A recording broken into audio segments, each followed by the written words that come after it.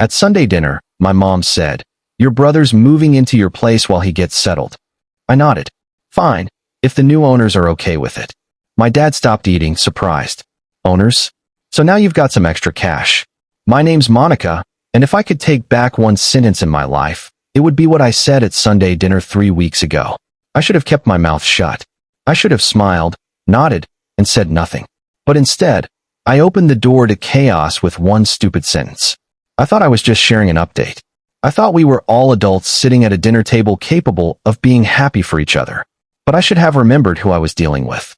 My parents have a long history of twisting things that aren't theirs and convincing themselves they're doing it for the greater good. Mostly Ryan's good. Never mind. That Sunday started like any other. I brought a bottle of wine. Kyle carried the pie. Ryan and his family had been living with my parents for a few weeks by then. After everything went down with his gambling, he lost nearly everything. His job, his car, their rental house. Lisa pretended like it wasn't that bad, but we all knew. The only people who didn't seem remotely disturbed by any of it were my parents. They acted like it was a temporary glitch, like Ryan had just tripped and needed help getting back up. They always saw him as the golden child. He could have set the house on fire, and they'd offer him marshmallows. Dinner was roast beef, mashed potatoes, overcooked carrots, and something that looked like cranberry sauce, but tasted like cough syrup. Kyle made a joke about the food. I laughed, and then like she had it written down somewhere. My mom said it. "Your brother's moving into your place while he gets back on his feet." I didn't even flinch. I just said, "Sure, if the new owners don't mind." My dad's fork froze in midair. He looked at me like I just announced I was pregnant with an alien. "Owners?" he asked. "So now you have some spare cash." I should have lied. I should have made something up, but I just smiled and told them. I said, "We sold the house last week. We'd gotten a great deal. Off market, all cash, no inspections, quick close. Kyle and I wanted to be free for a while. No more lawn work, no more HO emails, no more mortgage. I'd been the one paying most of it anyway. Kyle's freelance income covered food and hobbies, but the big stuff, insurance, house payments, repairs, was always on me. I'd worked my way up in logistics for 8 years to get us there. That house was supposed to be our anchor. But lately, we wanted something different. Less stress, more movement, so we sold it. I didn't see the big deal. But I forgot me having money meant opportunities, and opportunities meant options. And to my parents, options meant I could solve other people's problems, like Ryan's. They didn't say anything right away. My mom just smiled and said, "Well, why don't you two stay here for a bit? We've got the guest room. It'll give you time to figure out what's next." I could feel Kyle tense beside me. He hated being there. He never said much, but I knew the way he sat. The way he looked at my dad across the table like he was bracing for a fight. Kyle never liked how they talked to me like I owed them something for being successful. I said yes anyway. I didn't even ask Kyle until we were in the car. He was pissed. He asked me if I was out of my mind, but I told him it was temporary, just a few weeks. My parents would be fine. It's just one room. It'll save us some money while we figure out our next move. I didn't notice how curious they started getting after we moved in. It was little things. My dad asked questions about the house sale, what we netted, how we got a buyer so fast.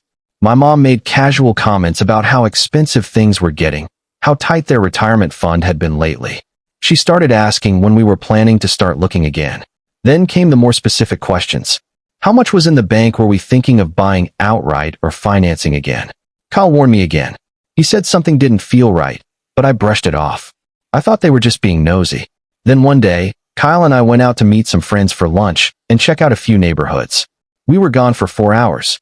When we came back, the house felt wrong. Not messy, not broken into, just wrong. I went into our room to grab something from my bag. The envelope was gone. The envelope with $25,000 cash. Gone. It was supposed to be temporary, just until we moved the rest into the bank. I didn't even tell them I had cash.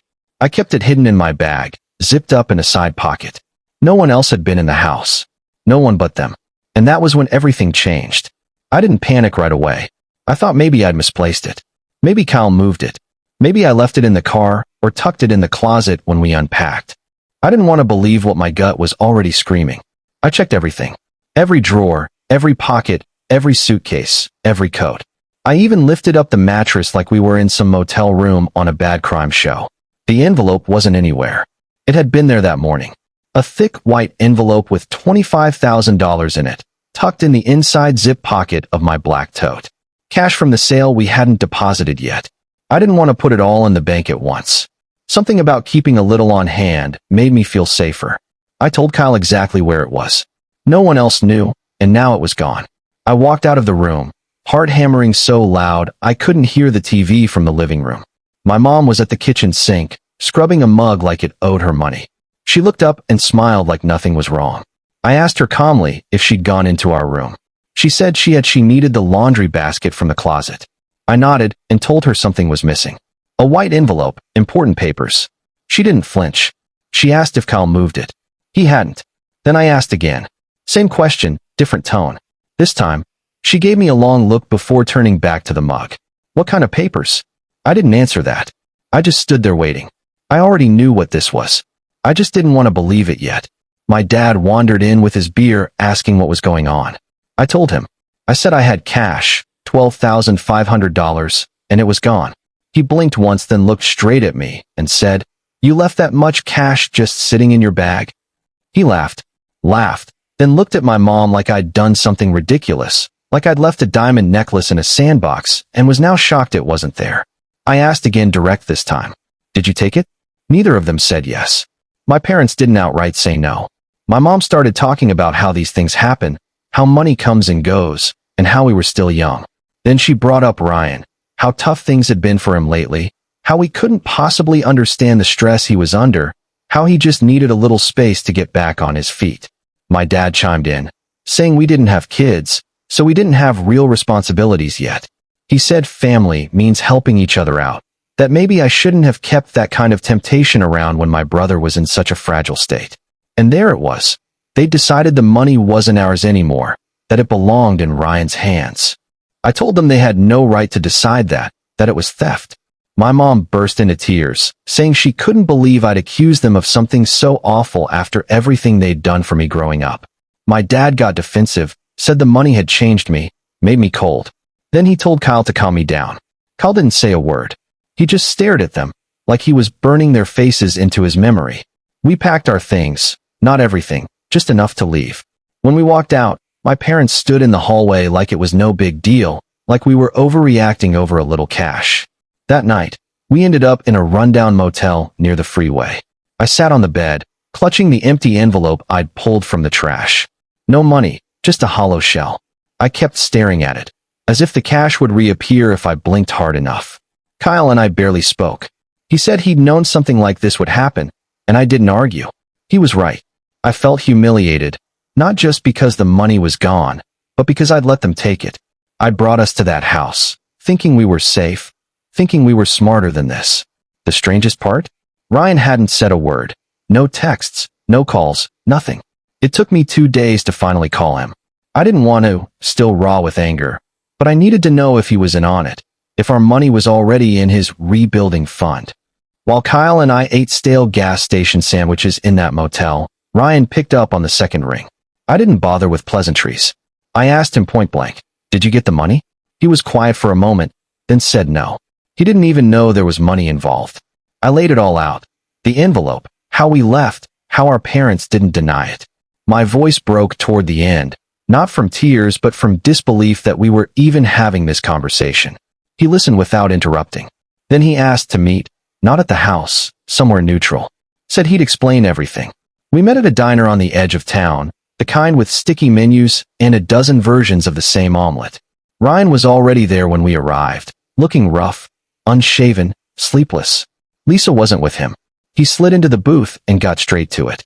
He said he'd overheard our parents talking 2 nights before the money vanished. He heard my mom ask my dad if they should use the envelope instead of dipping into their savings again. At the time, he thought they meant some family paperwork, but after we stormed out and no one explained why, he started connecting the dots. The day after we left, his suspicions were confirmed. My mom told him, calm as ever, that they'd redirected some of our savings to help the family.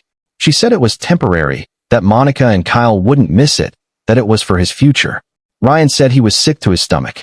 He said he'd yelled at them for the first time in his life, told them the money wasn't theirs, that I'd worked for it, that Kyle had put up with more than most husbands would. He said I'd already bailed them out before, and this was wrong. I didn't expect that. I thought he'd side with them, that he'd already spent the money on something big. But he looked at me, eyes bloodshot and angry, and said what they did was wrong. He didn't want money that wasn't his, didn't want to be the reason his sister stopped trusting people. He told us the money was in a safe in my dad's closet and offered to help us get it back. Kyle just nodded once. The next morning, Ryan went to the house. He told our parents he wanted to talk, said he'd been thinking things over. He got my dad into the garage to keep him busy. Meanwhile, Kyle and I slipped in through the back, found the key where Ryan said it would be, in a fake book on the second shelf. We opened the safe. The envelope was there, untouched. We left without a word. 2 hours later, my mom called. 6 missed calls, then a voicemail accusing us of breaking in, of stealing from the family, saying Ryan had betrayed them. I didn't respond. Neither did Ryan. Later that night, he texted me. Our parents had kicked him out. He and Lisa were looking for a cheap place to stay. All I could think was how quickly roles shift in this family, how easy it is to go from golden child to outcast. A few days later, the calls turned to voicemails, then a text. My mom wanted us to come to dinner, said we needed to clear the air, that family doesn't stay angry forever. Kyle didn't even look up from his laptop when I told him, just said, absolutely not. But I felt I had to go. I needed to hear them explain, face to face, what they'd done, not through tearful voicemails or guilt-tripping texts. Ryan and Lisa agreed to come too. I'm not sure if it was for closure or because Ryan felt he owed it after helping us get the money back. When we pulled into the driveway, everything looked the same. Same garden gnomes, same porch swing, same front door with the dent from Ryan's soccer ball 20 years ago. It felt like nothing had happened, like we weren't walking into a slow burn disaster. Inside, the table was set, roast beef, potatoes, overcooked vegetables. My mom wore her pearls. My dad was already drinking. Lisa looked like she wanted to vanish. We sat down, but nobody ate. Mom gave a speech about forgiveness, saying we overreacted and hurt them by leaving. She looked at me like I betrayed them, then told Ryan he should have trusted his parents, who only wanted to give him a second chance out of love. Ryan stared at his plate, then said, I didn't need you to steal from me. I needed you to be decent.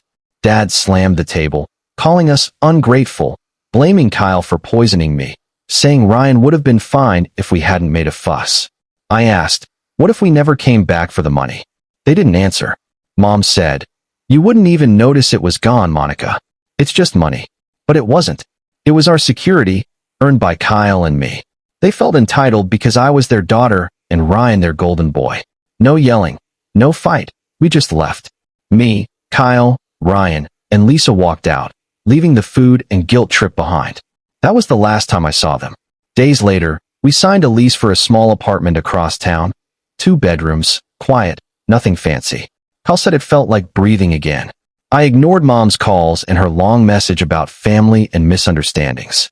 I didn't reply but sent Ryan $5,000, knowing what starting over feels like. He texted back, promising to use it wisely and thanking me for not giving up on him. It rained when we moved in, soaking our boxes.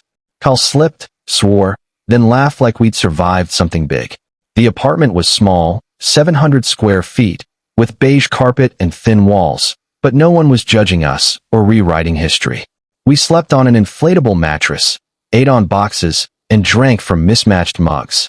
Kyle started sketching again, humming in the kitchen. I blocked my parents' numbers to avoid caving to their guilt. An aunt texted, saying Mom was worried, but I didn't respond. Kyle said I'd given them enough chances, and he was right. This wasn't their first betrayal, just the first I refused to forgive. Ryan sent a photo of their new rental house, chipped paint and all, saying, it's not much, but it's ours. He and Lisa were rebuilding. Her at a bakery, him at a warehouse, no gambling, just honest work. He saved most of the $5,000, using only what he needed, and said it felt good to earn without needing approval. It hit me. We'd both escaped a family where love was control and loyalty one-sided. Kyle suggested leaving the city. I agreed. We started looking at quieter towns with trees and space, where love isn't leverage. Ryan texted about fixing a sink himself, proud of the small win. I sent him another $5,000, no note. He promised to do right by it. We signed a lease in a small town, big trees, clean air. We packed, moved, and didn't tell anyone. My parents will hear eventually, But I'm done with their birthdays, holidays, everything. They thought stealing was a family solution and silence could fix it. Now silence is all they'll get. Ryan and I still text. Real, short updates, no filters. Kyle and I planted herbs, started cooking, and take evening walks. We lost a house, my parents, and a toxic idea of family, but gained peace and self-respect. Our new life is simple, imperfect, but ours, built without anyone looking over our shoulders.